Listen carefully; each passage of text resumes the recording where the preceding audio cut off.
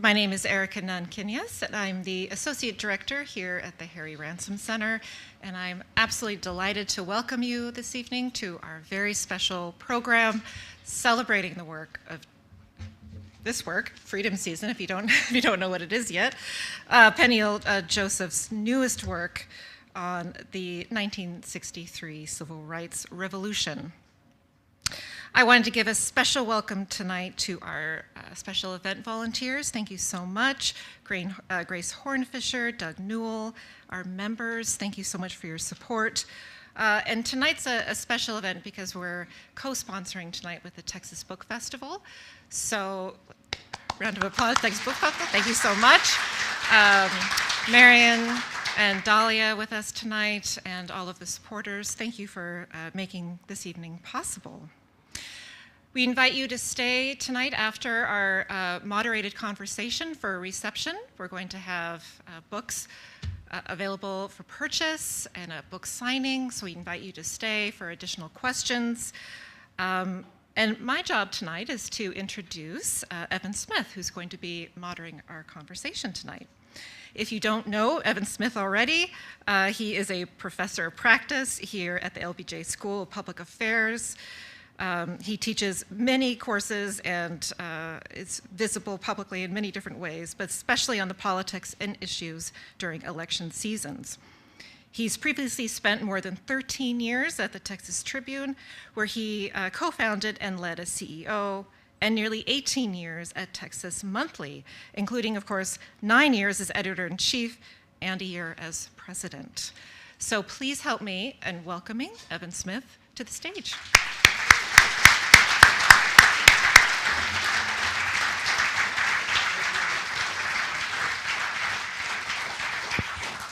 Good evening. Good to be with all of you. I'm Evan Smith, as you heard, and it is my honor and privilege tonight to introduce my friend Peniel Joseph, who is the Barbara Jordan Chair in Ethics and Political Values, founding director of the Center for the Study of Race and Democracy at the LBJ School, and Distinguished Service Leadership Professor and Professor of History here at the University of Texas at Austin. He is the author or editor of 8 books on Black history, many of them award-winning, including The Third Reconstruction, America's Struggle for Racial Justice in the 21st Century, and The Sword and the Shield, The Revolutionary Lives of Malcolm X and Martin Luther King Jr. His most recent book, Freedom Season, How 1963 Transformed America's Civil Rights Revolution, was published on this very day. And it is great. It is great. What a treat it was in preparation for this event to get to read this book. It is truly great. Prior to joining the UT faculty, Dr. Joseph was a professor at Tufts University, where he founded the school's Center for the Study of Race and Democracy. Sound familiar? To promote engaged research and scholarship focused on the ways issues of race and democracy affect people's lives. A native of New York, he has an undergraduate degree from the State University of New York at Stony Brook and a PhD from Temple University. Point of personal privilege. I have known Dr. Joseph, Peniel, for many years. I am in awe of him. And let me tell you, I am in awe of no one. He is one of the most important and most accomplished, and in particular, most charismatic historians of the civil rights era, and in particular of the Black Power movement working today. UT Austin is lucky to have him. Austin is lucky to have him. Texas is lucky to have him. And we in this room are lucky to have him with us here tonight. Please join me in welcoming Dr. Peniel Joseph. Congratulations. Good day for you. Congratulations. Thank you. Big day. By the way, I should mention that today the Texas Book Festival, in addition to the great day it is for you publishing this book, Texas Book Festival announced today that you are receiving the 2025 Texas Writer Award, which is amazing. Yes, thank you. Great. Great. Feels overdue. Okay, so this is first and foremost, Peniel, Truth in Advertising, a book about a year. Yeah. Why this year? Why 1963? I thought to myself reading this book, I eventually got it. Why not 1964? which seems for so many reasons as consequential a year for the movement and for the history of civil rights, if not more consequential. So why this year? Yeah, so my first order of business is thank you, Evan, for being here, and you've been a great friend. And really, thank you to the Texas Book Festival for the Writers Award, and really to my wife and children and friends and family who are here today. It's really meaningful for me. It's a great room. Yeah. You know, this book grows out of my research, and one thing I could say as somebody who's been doing this for 3 decades is that the older you get, one, the more meaningful everything is, yep. And two, the more humility you have. So I really come into every project as a student, infinitely curious. I think of myself as a student and a storyteller who has the privilege to write and teach, much more so than a scholar, even though I'm committed to scholarly rigor and research rigor, right? But so this comes out of working on the 1960s, working on Martin Luther King Jr. and Malcolm X, and really finding so many interesting things happened in 1963. Right. And my younger self was much more interested in 1968. Okay. Black Panthers, yep. Revolution, urban rebellions, civil disturbances, or riots, depending on your ideological perspective, right? Right, yeah. As I've gotten older and just deeper, I really remember something that one of my mentors, the late John Bracey, told me. And he said that history was like going into a dark room with a flashlight. And depending on where you looked, you might think, I've got it. But if you turn around and look someplace else, there's so much more information and evidence. Yeah. And I think 63 was like that for me, where the more I was doing other projects, and I would stumble into 63. I'd stumble into just more and more interesting things that happened in that year. Right. The year before the Civil Rights Act of 64, 2 years before the Voting Rights Act of 65. In a way, it was this cataclysmic year, and I wanted to take the room and just let it breathe. Well, the thing is, to your point, arguably 1964 is a room with the lights already on.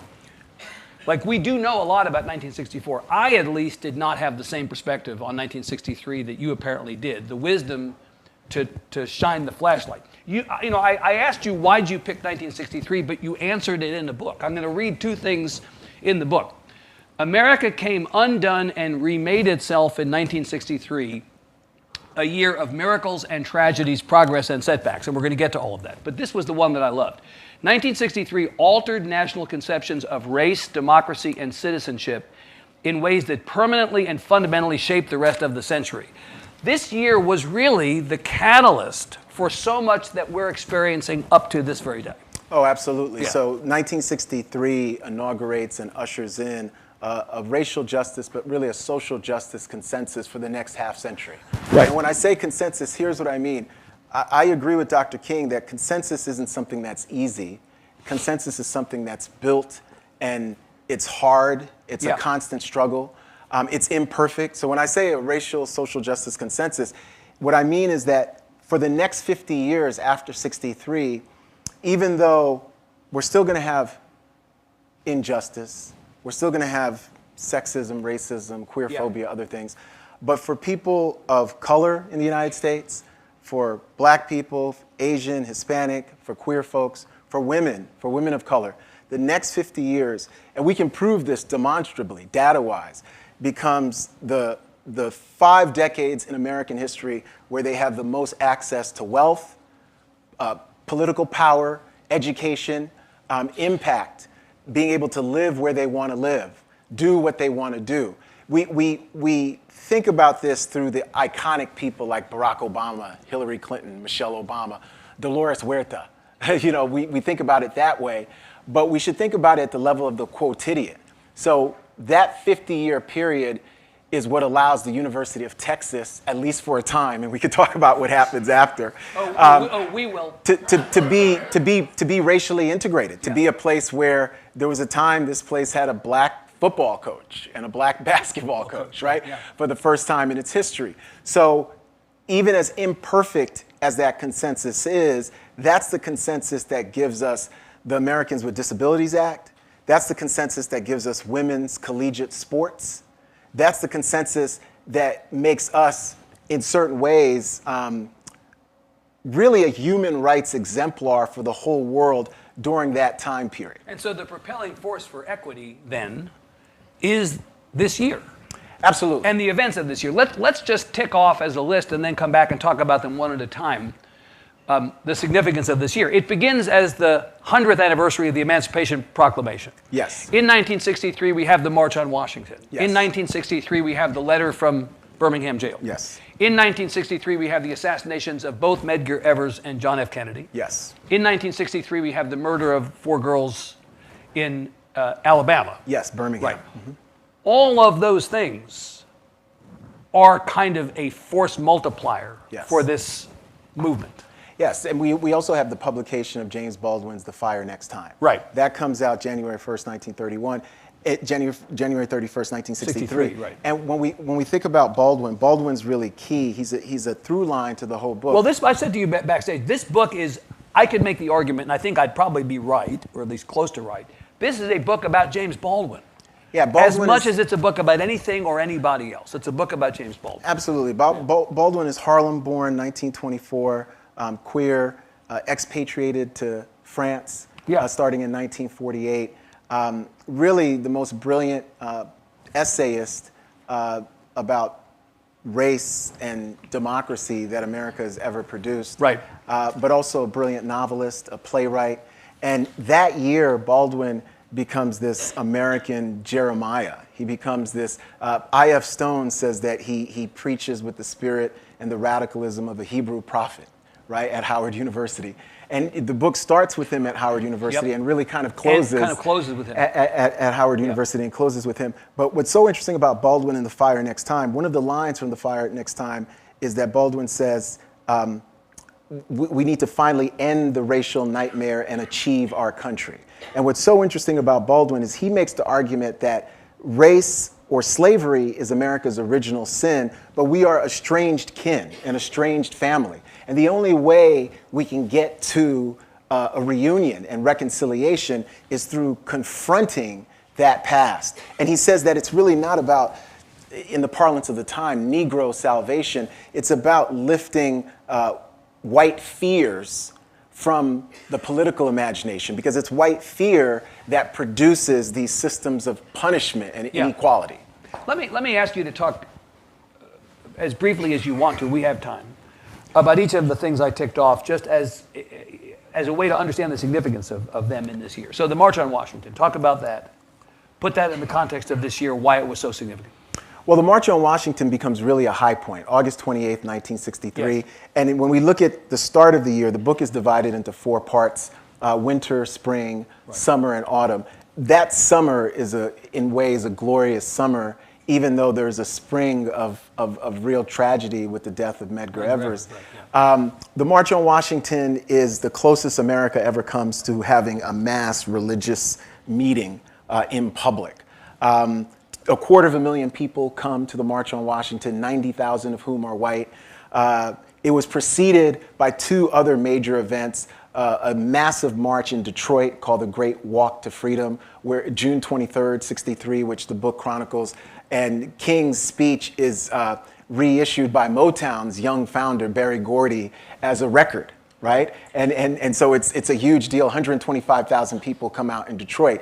And 35,000 had come out in Los Angeles in May to really help the Birmingham movement. Sammy Davis Jr.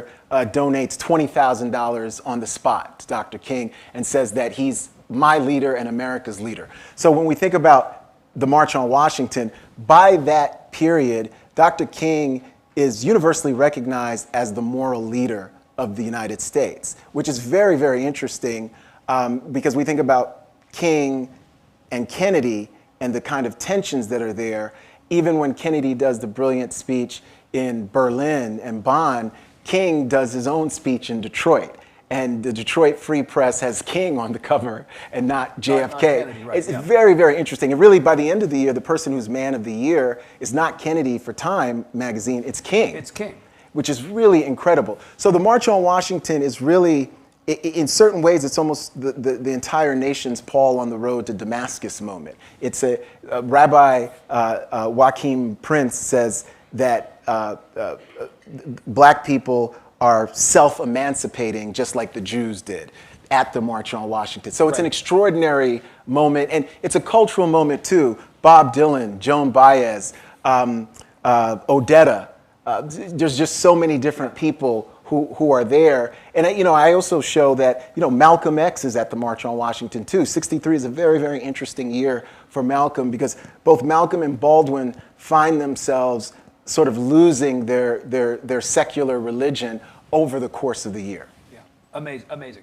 So letter from Birmingham jail, talk about that, the significance of that in this year, again, as an element of the propelling force of 63. King is arrested on Easter Sunday, spends Easter Sunday of 1963 in prison in Birmingham. And Birmingham is a campaign to, sometimes we simply say to desegregate a city. It's more than that. And you used the word equity, Evan, earlier. Yeah. It's really a human rights campaign. So we have to think about the civil rights movement as a human rights movement. So when people talk about what's going on in Ukraine or what's going on in the Middle East or what's going on in hot spots across the world, these are human rights campaigns. Yes. And that's what's happening in Birmingham. In Birmingham, it's a human rights movement to end segregated housing, to end unequal education, to end police brutality, and to end just the disparate treatment and the demonization of black people in that city. What's so extraordinary about the letter from Birmingham jail, just to give us a context, King is arrested and actually sneaks out, and this is where we can see King's brilliance, because King, parts of his dissertation were plagiarized. These are just facts. King was brilliant, but King, when it came to trying to write the dissertation at Boston University in religion, he so wanted the cloak of white Western civilization that he would panic and not trust himself. When you read the letter from Birmingham jail, that's just King. It's all his confidence. It's all him just confidently writing. And what he does in Letter from Birmingham jail, sometimes we say he excoriates white liberals, he does this, he does that. No, what he's doing in Letter from Birmingham jail, all it is a theory of justice. And in that theory of justice, King makes an argument that segregationist laws are so immoral, he, starting now, while he's in jail, is no longer following laws that are immoral. Conservatives panic. Liberals panic too. What do you mean you're not going to follow these laws, right? He's saying that the reason why he criticizes liberals is that he says, yes, the Klan is bad, white supremacists are bad, but we know where they stand. He says that liberals are very disappointing to him from jail because there had been clergy in Birmingham who told him to stop organizing and stop the activism. And he says why we can't wait. And he says liberals are more interested in an unjust peace than a move for justice that will make them uncomfortable. And so for King, that's the height of moral cowardice. And what's so interesting about King, we think of King as a non-confrontational leader.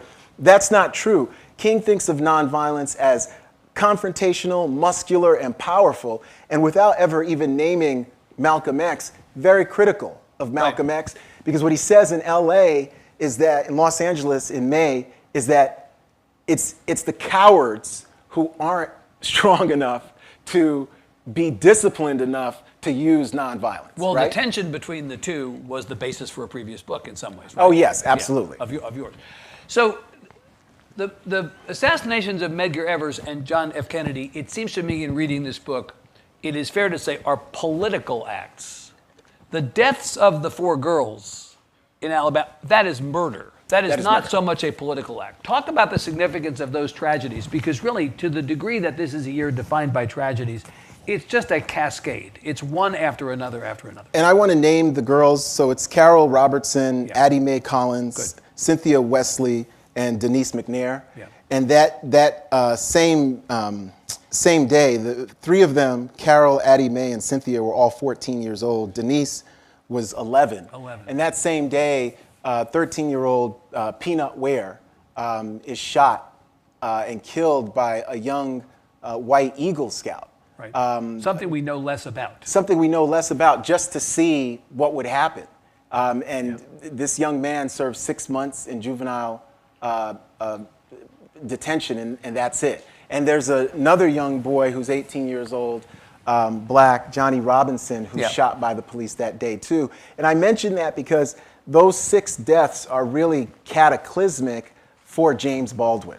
And something changes and transforms in Baldwin. Those deaths happened September 15th, 1963. And he leads massive nationwide demonstrations, including 7,000 people at Foley Square, New York, where Malcolm X is in the audience listening to Baldwin. And Baldwin is really laying down a gauntlet of political self-determination, anti-colonialism, a revolutionary speech where he's critical of the Kennedy administration. And what's so interesting about Baldwin is that Baldwin is always so vulnerable in wanting that rapprochement, you know, the meeting with Bobby Kennedy. He wants the Kennedys to do better and be better and to see more. And what he means by seeing more is to recognize the inherent humanity in black people, because if we recognize the humanity in each other, we won't commit these heinous acts against each other. And I think Baldwin was right about that. Right. Even as some people accused him then of being naive, I don't think Baldwin's naive at all. He just really believed in human dignity. Well, the conflicting sense of Baldwin and the Kennedys is such an interesting part of this book for me. I was really left at the end of this book thinking about how Baldwin believed that the Kennedy assassination was about race as much as anything. There's a scene toward the end of the book at a SNCC conference at Howard University in late November. This is after the Kennedy assassination. And Baldwin is basically making the case that what the Kennedy assassination was about was race. It occurred to me in all the years that I've thought about the Kennedy assassination, things I've read, things I've seen, I don't know that I really thought, whatever it might have been about, that it was about race. So can you kind of explain that to me? Yeah, you know, Baldwin is saying in a different language what Malcolm X had said with chickens coming home to roost. So Malcolm says chickens come home to roost make me glad and not sad. And people took that to mean he was excited about the Kennedy assassination, and he wasn't. He was talking about violence reverberating. Right. But what Baldwin is saying is this. He's making a case that racial hatred and injustice had so poisoned the American soul that John F. Kennedy became vulnerable to that same kind of poison. He was a victim of that. He was a victim of that. And another person who says it is Myrlie Evers. Medgar Evers' widow says the same hatred that killed my husband killed President Kennedy. Right. So it's really, really interesting. And one thing we have to remember is that all these deaths are not foretold. These are very, very surprising, shocking instances of violence. Certainly the president's death for the entire nation, but the September 15th killings of 6 for the black community and people who are supporters of that community was really, really shocking. Baldwin tries to do a Christmas boycott. There's really hundreds of demonstrations nationally. Right. And again, you know, I talk about Kennedy's best moments, but I also talk about his faults.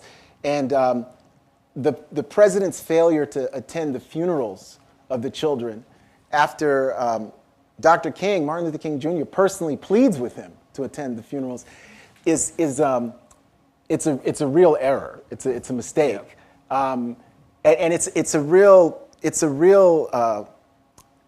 devolution from where he's at in the spring, you know, because by June of '63, we get some of his finest days as president, and I document that, the June 9th, 10th, 11th, right. You know, Honolulu, the speech before the Conference of Mayors, talking about racial justice in a robust way, taking Air Force One there. American University, which is a bravura speech where he uses the word diversity. He says we can at least make the world safe for diversity, which is a human rights speech. And you tether that with the June 11th speech where he talks about civil rights. He says a revolution is happening in the United States. He's saying this live on television, and he says it can be peaceful or violent. He says it's not going to be solved through repressive police actions. Right. He says those who do nothing invite shame as well as violence. Those who act boldly recognize right as well as reality.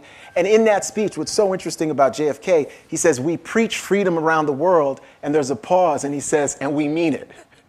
So it's so interesting because the whole year is about these different ideas. Right. And how do we argue and debate for these ideas? How do we organize around these ideas? How do we demonstrate for these ideas? And how do we walk the talk? And what happens when we don't? And in the end, though, as you say, King is disappointed in many ways with Kennedy. Yes. And the contrast in this book between the relationship between King and Kennedy, King's view of Kennedy on the one hand, and King's view of LBJ on the other hand is fascinating from the book. In Johnson, King found a partner he could collaborate with in creative tension to connect the struggle for black citizenship to the beating heart of American democracy. LBJ comes out of this book, I think, in a sort of very positive light in terms of his commitment to the cause.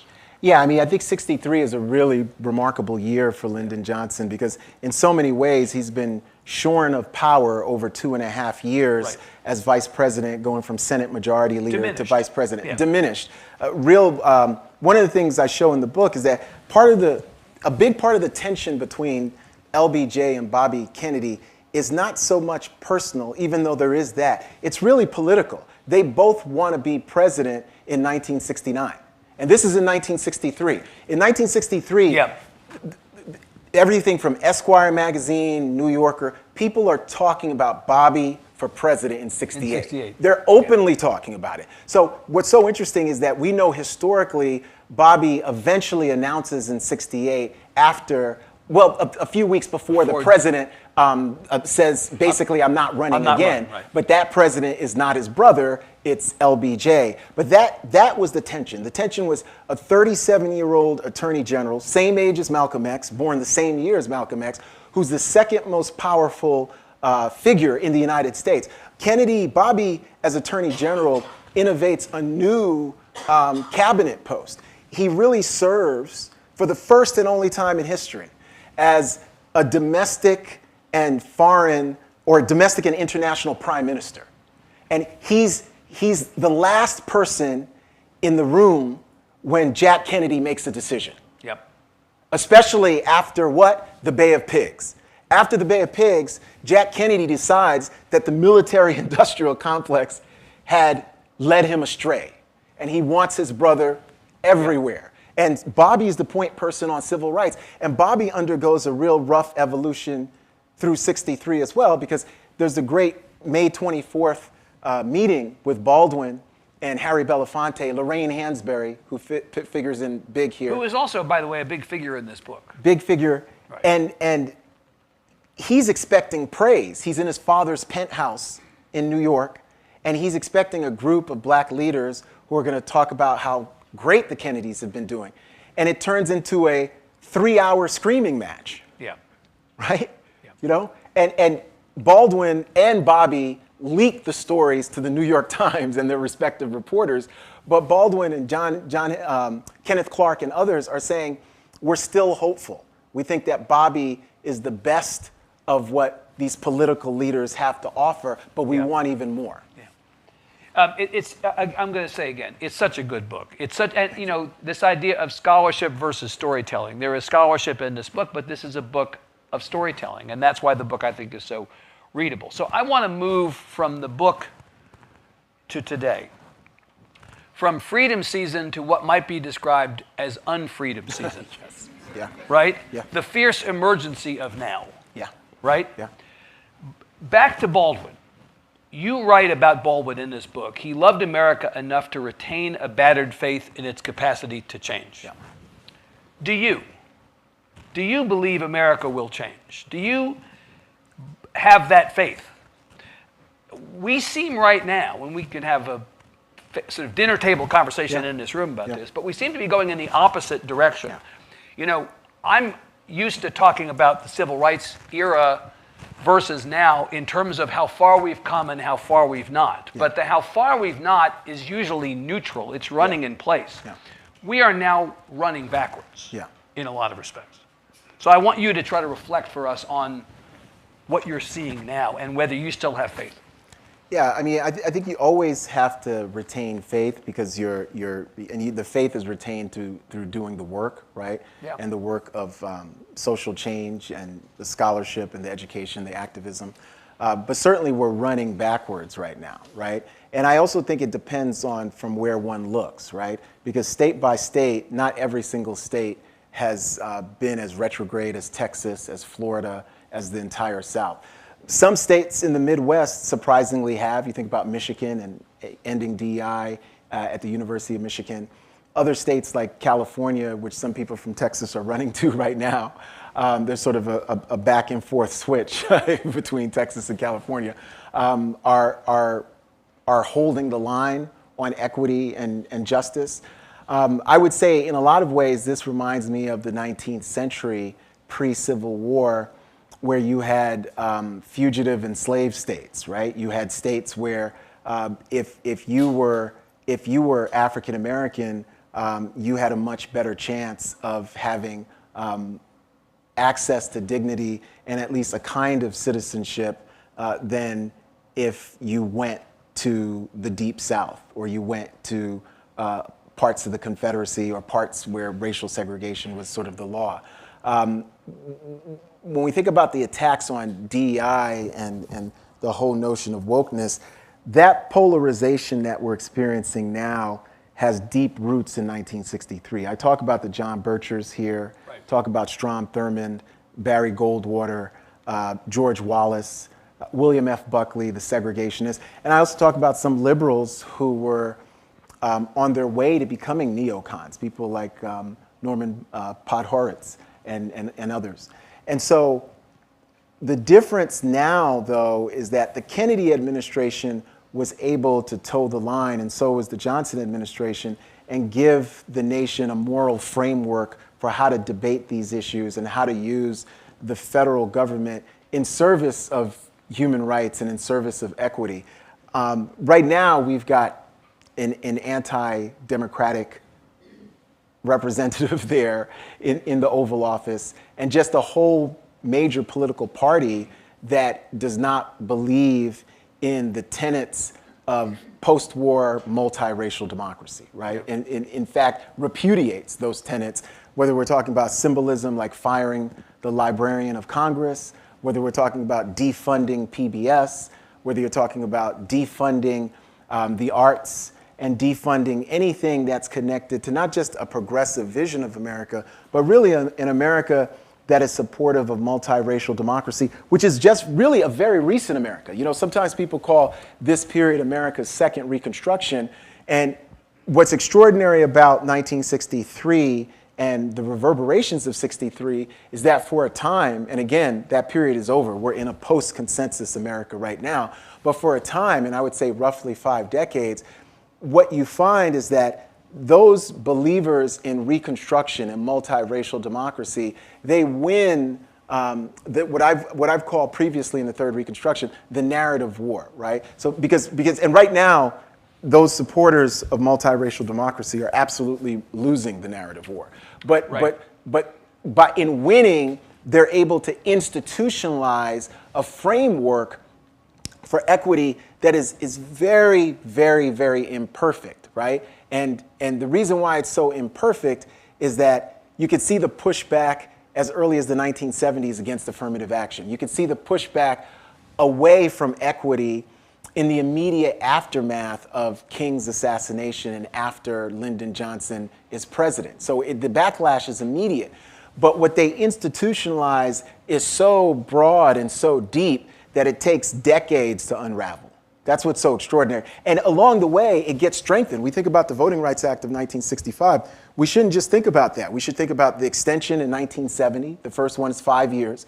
But then our own Barbara Jordan, right here in Texas, in the House of Representatives, is the co-author with Herman Badillo and others of the House extension in 1975. That's a 7-year extension that really places Texas under the rubric from 75 to 2013 of the Voting Rights Act. That's how we get voto aquí and get multi-language. We get all this different stuff. And then we get a 25-year extension in 1982, and then another 25-year extension in 2007. So the Voting Rights Act shouldn't have been up for debate until 2032, but the Supreme Court stepped in, John Roberts, who said he was only going to call balls and strikes like an empire, did something different, and 5-4, we lose that. But that's very important to remember because it shows us that this year of ideas and action animated into institutions through both quotidian struggles, but also through high politics, really was transformative for a sustained amount of time. So this isn't something that lasted 5 years and just ended. And that's why what's so interesting about where we're at now, Evan, these last dozen years, I would say, since Shelby, and we've seen so many different things happen since Shelby, including January 6th is a huge demarcation line, is that there's an unraveling of a consensus of the strength and the power and the good of multiracial democracy. The value. The value of multiracial democracy for all of us, both domestically, but also internationally and locally. I mean, I think, just as a practical matter, that the dismantling of this framework, moral framework, took however long it took. But the undismantling of it, should there come a time when we attempt to go backwards to a time that was better and had that framework in place, will take even longer than it took to dismantle it. Like, I don't know that you can eliminate DEI as a through line in so many areas of life. Shut offices down, fire people who were responsible for ensuring inclusion and equity in institutions, and then suddenly flip the switch back on and everything magically reappears. Like, I think it will be complicated from a policy standpoint. It'll be complicated from a budget standpoint. Mm-hmm. There'll be a political fight over this should we come back to a time where we attempt to flip that switch back on. This is systemically pretty serious. Yeah, systemically, I think it is pretty serious. But I also think that major big things can get done in accelerated time frames depending on the crisis at hand. So I think that in the context of crisis, we think about the Second World War. We think about the Cold War. Right. We think about the moonshot, right, after Sputnik, right? So there's a way, but I think you're right. You're right as well if we go back to a kind of normative, incremental framework politics. But I don't know if that's what's next. I think that something has been deeply broken in American politics. So what is next? I mean, that's a great question. I mean, part of, I can only speculate. I think the difference between 63 and now in major ways is one, the concentration of power, right? You don't have a cultural figure like Jimmy Baldwin, an artist who can meet with an attorney general, who can meet with the president of the United States and have impact in that same way. Right. I also think that both political parties in 1963 were still operating under a normative post-war liberal framework. Yeah. So even though there were conservatives and there were liberals and moderates and radicals even, for the most part, they were operating within the same framework. Well, norms held. Right now, norms have been obliterated. Norms have been obliterated, which means that we have to build new norms, but I would argue we have to build new norms that are more inclusive than even the norms that have been obliterated. And look, and it starts with people. It starts with leaders. Yeah. In order for all this to happen, you have to have people in charge wherever and whoever they are, who are willing to accept the fact that norms are good, that institutions are good. Yeah, right? And I think you have to have leaders who are willing to, and I think you had this in 63, and I show both the failure of this, but also the triumphs.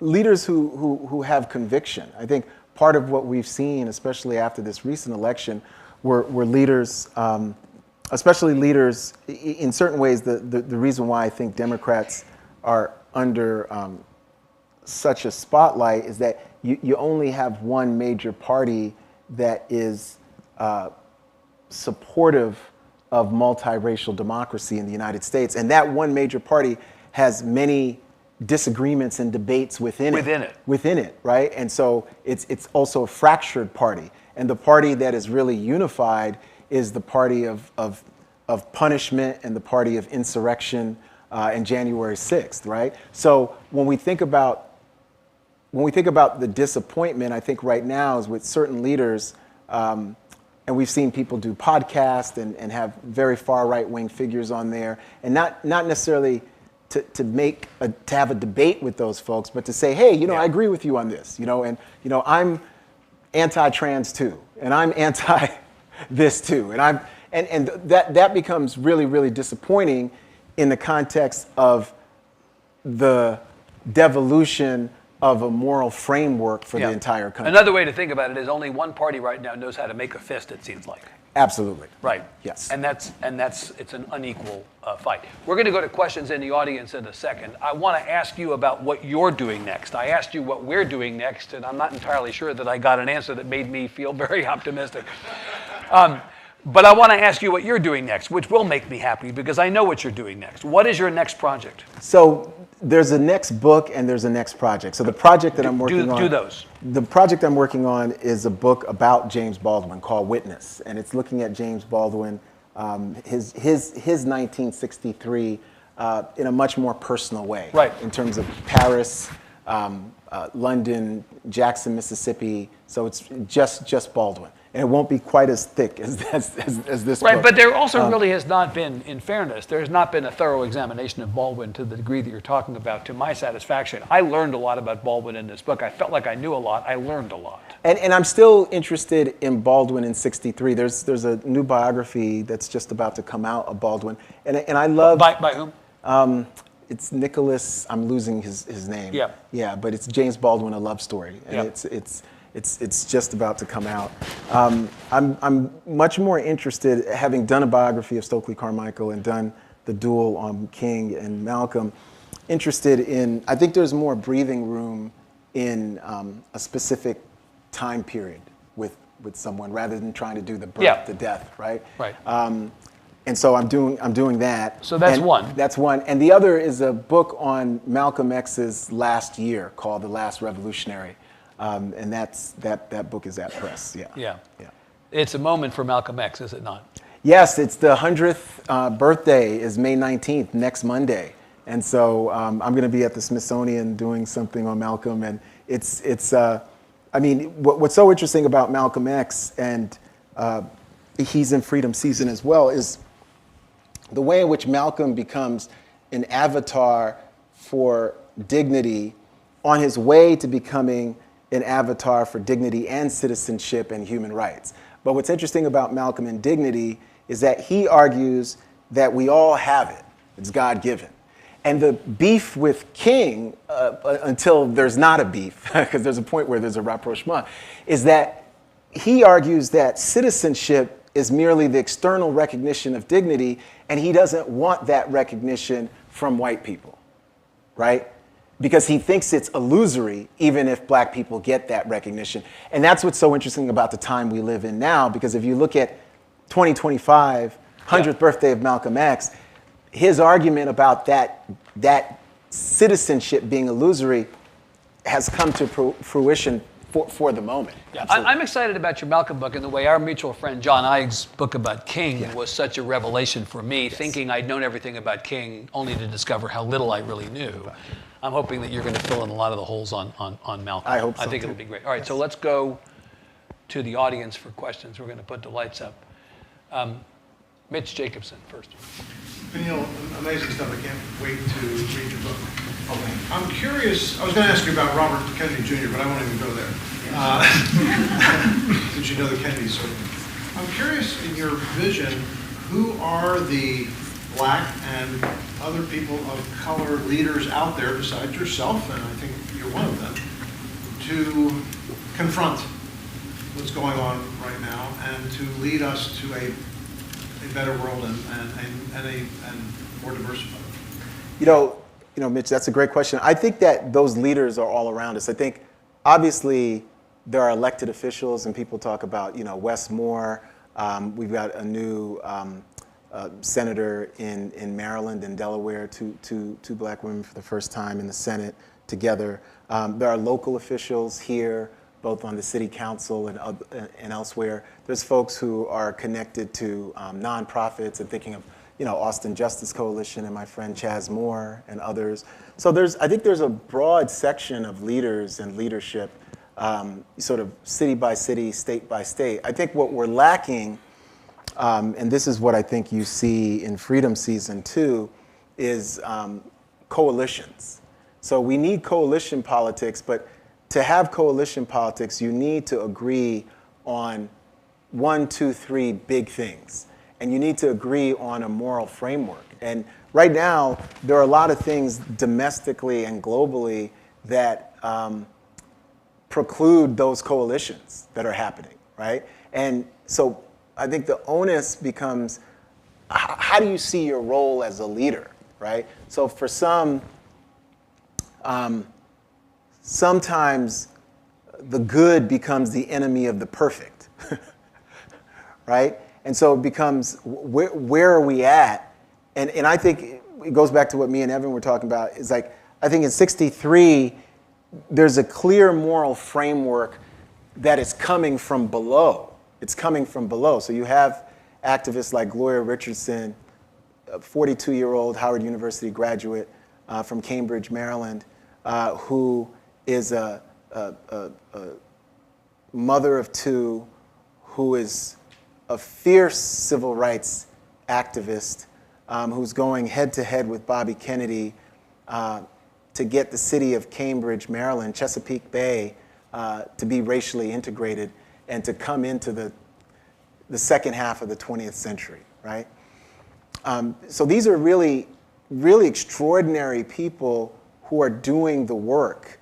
And so it's really coming from the bottom up that people like the Kennedys are changed and transformed, right? And so to me, that's what's needed right now. We have more of a concentration of power in fewer hands now than we did before. We have a technological revolution in terms of AI and tech and displacing people, and sort of extractive capitalism, an extreme version of capitalism that's much more extreme than 62 years ago. But the biggest, I agree with Jimmy Baldwin in terms of the Fire Next Time and Baldwin's speeches and his tours for CORE in North Carolina, Louisiana, Los Angeles, and speaking before churches, and in Paris and other places, where Baldwin's making an argument that before we can get to the policies that Evan has talked about, before we can rebuild the institutions, we have to confront why we got into this mess, right? And so Baldwin is doing that throughout the year. Certainly the Fire Next Time does this, but it's that confrontation. And certainly it's a confrontation based on love. And he writes another book that year that comes out the next year called Nothing Personal, with his friend and boyhood buddy, Richard Avedon, who also takes great pictures of Malcolm X that year. So there's so many people together in this book. But Nothing Personal is sort of this very elegiac tome written against the backdrop of Medgar Evers' death. But what Jimmy is saying in that book and in The Fire Next Time, he's really talking about the humanity of all of us and recognizing that humanity in other people, and he really believes it. That's the whole thing. And he's saying that's our starting point. That's our starting point, right? Because without that starting point, people want to connect with what Baldwin calls the lie, right? And the lie is really a metaphor for American exceptionalism, where you lie about settler colonialism, you lie about histories of anti-Semitism, you lie about histories of anti-black racism, you lie about Islamophobia, you lie about vicious histories of sexism and queerphobia. You lie about all of it, and you say, America, love it or leave it. Baldwin is really in the weeds here, but what's interesting about 63, more so than our time, people are open to having those debates in the New Yorker, Partisan Review, New Leader, which we find out that the CIA is backing. All these things, people are willing to have these debates. So in 1963, the two most popular campus college speakers were, one, Barry Goldwater, senator out of Arizona, and number 2 was Malcolm X. So those are the two most popular campus speakers in the United States in 1963. And so when you think about that, we have a larger, much more expansive room to debate with each other and to make these arguments. Arguments with people who at times are not validating your existence and your right to exist, right? But this is tough stuff, right? And right now, we can't even be in the room together. We can't even be in the room. And certainly I understand in certain contexts why, because the difference between 63 and 2025 is that when we think about those two political parties, the Republicans and the Democrats of 1963, there's much more overlap, right? A group like the Bircherites and William F. Buckley's Young Americans for Freedom, they eventually take over aspects of GOP, but in 63, it's embryonic in 63, right? People are very surprised that Bircherites take over parts of the Young Republicans of California in 1963, right? And William F. Buckley runs for governor and gets over 100,000 votes, and then he's gonna run for mayor, right? So the incipient of what becomes what Pat Buchanan does, what the Koch brothers do, a kind of mixture of movement conservatism, right-wing extremism, QAnon politics. Some people call themselves libertarians. All that is there in 63 and now has turned into something much, much, much darker in 2025. So let me go at Mitch's question maybe a little bit more directly, if you don't mind. I travel the country and I hear people say, where is Barack Obama right now? Why is he not speaking up right now? Where is he as a figure of moral authority in this moment especially? Instead, he's laughing with Donald Trump at Jimmy Carter's funeral. Right? Where is he to lead a movement to push back against what we've seen over the last 115, 120 days? Do you have a thought about that? Yeah, I think that that's not Barack Obama's role. I think one, it's usually not an ex-president's role. I think two, him being cordial to Donald Trump at Jimmy Carter's funeral was on brand. I thought that was authentic. I mean, he did not get elected president as the angriest black guy you know and you loved him.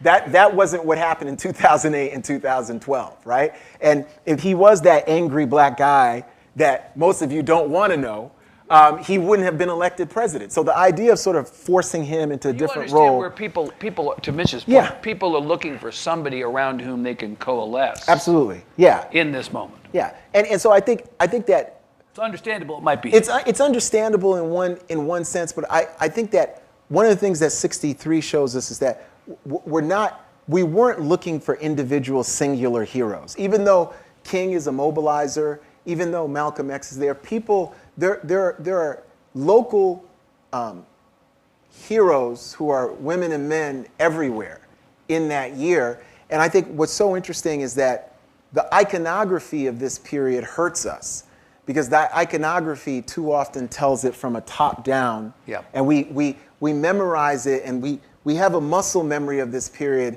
where we're waiting for someone else to do it. And what's so interesting about this period, whether you're thinking about Malcolm X and the message to the grassroots speech in Detroit, where Gloria Richardson is there, Albert Clegg is there, all these local activists in Detroit, including socialists and Baptists and Christians, and all these people are there. That's what made up the movement. The movement was not, I talked about Bobby Kennedy, June 15th, the massive civil rights demonstration, and the New York Times talks about they're so surprised so many Asian Americans are there, as if they don't have a right to be at this civil rights demonstration. Everybody was a part of this. This was a movement for multiracial democracy where people saw themselves in other people. And they didn't see themselves as victims. They saw themselves as folks who had dignity and folks who were trying to make that dignity reverberate back out into the world. And so part of our onus, I think, in 2025 is you don't feel hopeless if you do the work. You never feel hopeless. And you talked about, do I have faith and stuff? I always retain faith because I'm doing the work, right? I always, and you're only wondering where the leaders are if you're not right there in the muck too, right? So part of it becomes all of us, because we have so much access here in Austin, we have to go to areas and be parts of communities that are unfamiliar and uncomfortable to us, and to try to lend a hand, lend our expertise, lend our intellectual resources, sometimes our physical resources, in those communities. Yeah. And if you do that, you're not going to feel lost. You're not going to feel angry, because there's so many people who they're online, and the internet and the little phones we have are little hate machines or love machines, depending on how you use them, No, right? mostly hate. Mostly hate machines. And Mostly hate. you're feeling lost because you're really not engaged in the work. If you're engaged in the work, and the work is the work of democracy. The work Yeah. of the work is the work of democracy. I don't want us to run out of time without getting a couple more people in, and I hope that's okay. So can I take two? I'm going to take two. Back to point of personal privilege. You have a question right here? Did you? Yeah, actually, it's more like along, I guess, building off of the coalition thing. I don't want to kind of drive it into the ground, but I feel like we're missing some element of celebrity on kind of the more liberal side of things, right? Like if I think of the GOP, like there's just a number of celebrities that carry that message. And so I think that's the part that we're all kind of missing. I agree, we have so many great local leaders and. Is this the part where you ask who is the Joe Rogan of the left? What are we missing in creating, like, I think because we're battling cancel culture, right? It's like we have to have someone who's so perfect that we're all willing to line up and listen. And that's fairly impossible, right? And the other side managed to figure out a way to have all these really imperfect people still communicate their message. What do you think about that? Well, I think that's a good point. I think one, when we think about cancel culture and the way in which that's been weaponized, certainly around the time of Black Lives Matter, people on social media were at times calling out people who were racist, and some of that got so into the weeds that people were trying to punish people for something they had posted when they were 15, which is ridiculous, right? But I think part of that was trying to have a moral framework for behavior, and I do think we want that. But I also don't think we should have a moral framework where people don't get second chances, where there's no mercy or compassion, where people aren't able to be forgiven in public, right? Especially if people are saying they want to change their ways and they're genuinely sorry. But the real cancel culture is the political ending and the book banning and the anti-DEI, and University of Texas firing 65 DEI workers on the 46th anniversary, maybe this, so it's 1968. The 56th anniversary of Dr. King's assassination, right? And they just announced those firings, and it's just sort of business as usual, right? So I do think that we do have celebrities. You think about the presidential election, and there were all these celebrities who were endorsing. I think what you need is to build coalitions and to build a movement. I think what happened with Obama, and the reason why that was so successful, was that a movement was built in 2008 to elect Obama.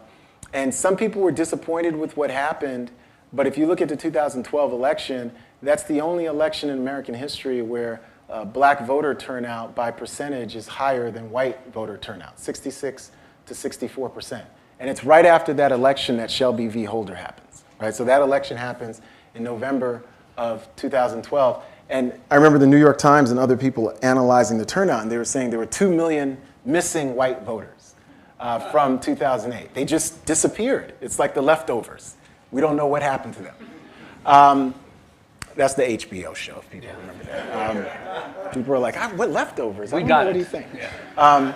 But there were 1.8 million new black voters. So what's interesting about Obama's election, and this is easily one of the most interesting facets in American history as far as I'm concerned, that more black people voted for him the second time than they did the first. Because they didn't there was a group that didn't believe the first time. Right. So I think that's extraordinary. I think that's easily, I remember you're looking at the data and you're like, where were these 1.8 million people in 2008? Right. And they weren't all 18-year-olds who voted for 1.8 million. So it's really, really interesting. So I think what we need are coalitions across color, across gender, across sexual orientation. Across geography, where we're agreeing on 3 big things, right? And we organize along those 3 big things, and we're going to have disagreements. But just because you have disagreements doesn't mean you can't coalesce around these political goals. And we've really, I mean, right now, that's become more difficult, and I understand why. Because everybody's group has very, very specific wants and needs, and that's actually part of American pluralism, by the way. But American pluralism historically hasn't worked equally based on geography, on color, on class, on all these different things, right? So people right now have become siloed in certain ways. And some of this is the siloing of pain, because so much of this has been directed at and against people of color and women when you think about the defunding of the federal government, the defunding of what's happening K through 12 in higher education, because those are the places after 63 that women and people of color and black people got the most access to. It really wasn't, even though I've got a good friend here who's retired from IBM, it wasn't corporate America. It wasn't corporate America. I would have loved for it to have been like, oh snap, at the end of 63, all the black folks go into hedge funds and private equity. 62 years ago, right? It didn't happen. Yeah, it didn't happen. It didn't happen, right? So we're being targeted at where we got access to. And this is hard-won stuff. And it's really brutal because even though black people got access to K through 12 education, the ending of Jim Crow ended the jobs of many principals and teachers because so many people got fired when you just had one school instead of two, right? So it's very, very interesting in terms of that. But coalitions, I believe. Coalitions. Okay, so tonight, both Peniel and I work for Grace, who runs events here at the Ransom Center, and Grace is telling me, wrap it up. There is a reception following this, and I hope that you will entertain questions on a more one-to-one basis, because I know we could stay here all night. We're very fortunate to have Peniel Joseph with us, existentially and literally. Please give him a big hand. Thank the Ransom Center and the Book Festival for being here.